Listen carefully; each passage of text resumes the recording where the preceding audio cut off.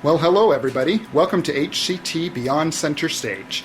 I'm Michael Fox, and I thought today we would answer the requests of our thousands or hundreds, dozens, our couple of fans who want to see below the stage and check out what makes the moving stage here at Hale Center Theater. So Rob, you're going to show us some pieces here that were taken out of the stage a couple of years ago during a refurbishment, right? Yeah, and this is actually now our backup, even though it hasn't been refurbished yet. You can see in the top, this is a series of cam followers in here. And this right here is a 2-inch stainless steel band. And underneath here, coming through the center, is this huge slinky. And there's a machined groove on the top and the bottom of this slinky right here.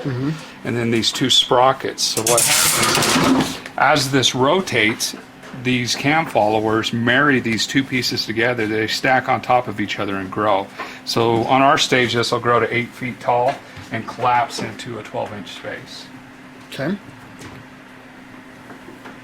So that gives you an 8-foot lift above stage level. It gives us 5 foot above stage level. And the way it actually works is it's a 2-to-1 system.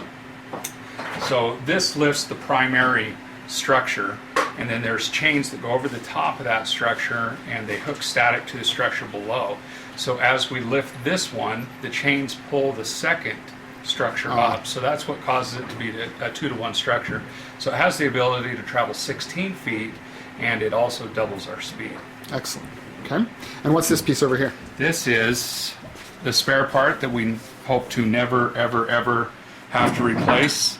This is the ginormous thrust bearing that holds up the stage. So that entire structure rests on top of this and rotates. And this particular bearing holds a little over 500,000 inch-pounds. Wow.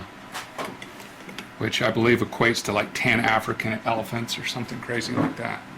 It's a lot. Well, and if anyone were going to put 10 African elephants on the stage, yeah, we'd do it. It'd be us. Excellent. And so you'll show us downstairs how that other piece really works. Yep. Thanks. So you can see right in front of us here, we're down in the pit of the theater.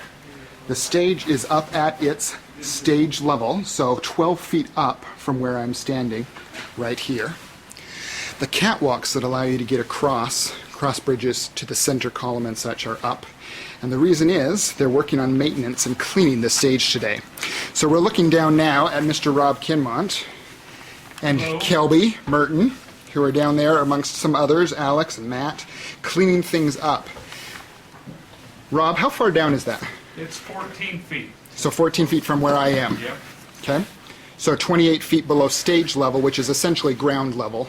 That's correct. And so that's below water table, right? It is, yeah. We have 4 sump pumps, and they work, they're not on right now, but generally 2 of them work pretty much non-stop this time of year. So we're going to step over here and we're going to climb down. We've got our little hazmat suit on to try to keep clean from all of the grease and such that's down there. So I'm going to climb down now, and we will take a look.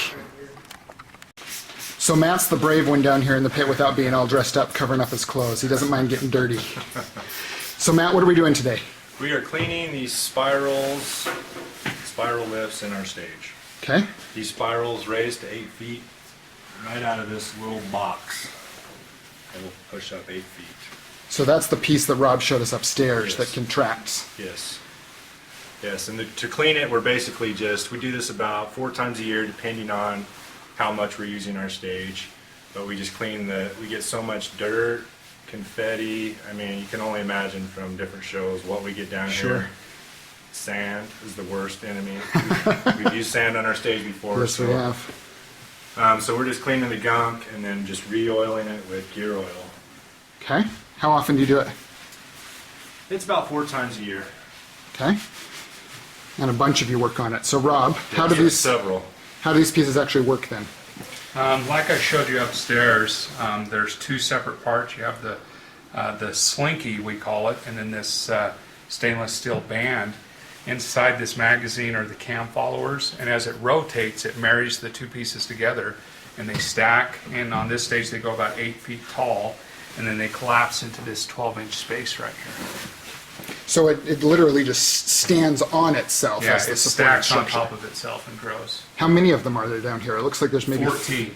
So there's 3 per 3 quadrant, per quadrant and 2 on the center and column. then 2 on the And center. a common mistake people make is they think this is hydraulic run, and it is not. It's an electric motor right here connected to what he's talking about that spins those things. So there's all electric motors down here. There's no hydraulics pushing any of this up. Although with the amount of oil, you would think it was hydraulic. Excellent. So as we look up, I know these yellow bands up here have something to do with power, correct? Yes. What do those do? Those are how we distribute the power to the rotating stage. They go all the way around the stage, and so there's brushes that set inside there, so as it rotates, they're able to pick up power. So we have our 480 volts through there. We have some 3-phase 208 through there, and then the bottom ones are actually e-stop loop. And then the very bottom one, the blue-looking one, is called leaky coax. That's actually our communication to the stage. Cool. So here we have the stage moving. You can see some of those compression pieces there.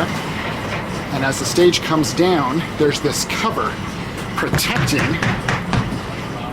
an open space so that this space gets sealed just as quickly as possible, allowing that to be less of a pinch point for anyone else.